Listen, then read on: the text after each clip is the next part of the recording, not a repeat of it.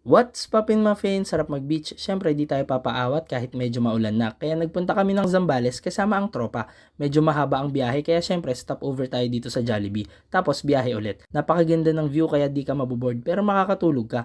Nasa Zambales na kami kaya nag-side trip na rin kami dito sa Dapia River. May cottages worth 300 to 500 pesos and may environmental fee na 20 pesos per person.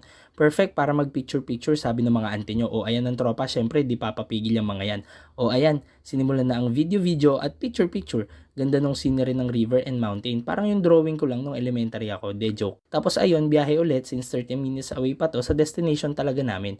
Pero dahil lunch na, stopover pa rin ng mga ante at uncle nyo. May mga silog meals dito sa kinainan namin pero syempre nagpares kami.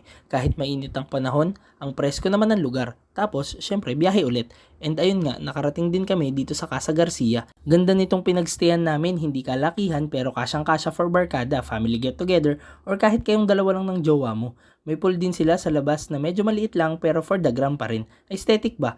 Syempre, kumpleto sa tambayan sa labas yan. Pero mamaya na, ang init eh. At ayun nga, malinis at maayos rin ang interior nila, makakapag-relax ka. Kumpleto rin ng mga muebles. Wow, muebles, uncle na uncle. Maayos at maganda rin ang CR nila. Pati ang rooms maayos at malinis, makakapagpahinga ka talaga after a long drive. 2 rooms to with 2 double decks each. Good for 6 persons per room. May dirty kitchen. Kumpleto sa kitchenwares, pwede magluto and may common bathroom sa labas. Ganda ng view sa likod, lakas maka-provincia vibes. So ayun nga, for the picture ang mga ante nyo. And syempre, ang maganda sa location ng Casa Garcia ay yung beach na walking distance lang at hindi crowded. Oh, kita nyo naman yan.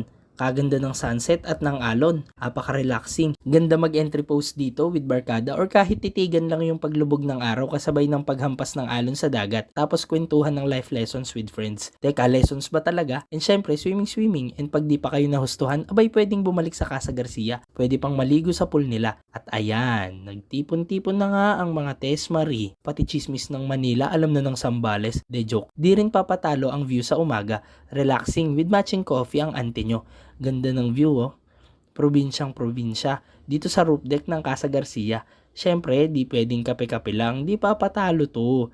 Nag-heavy breakfast pa nga ang ante nyo. At sa pool pa nga. Para wapak na wapak. At yun nga. Grabe. Napakaganda oh. May pakape-kape pa. At ayun, doon na nga natapos ang panandaliang bakasyon, sinalubong pa nga kami ng rainbow pa uwi. Arat, dagat.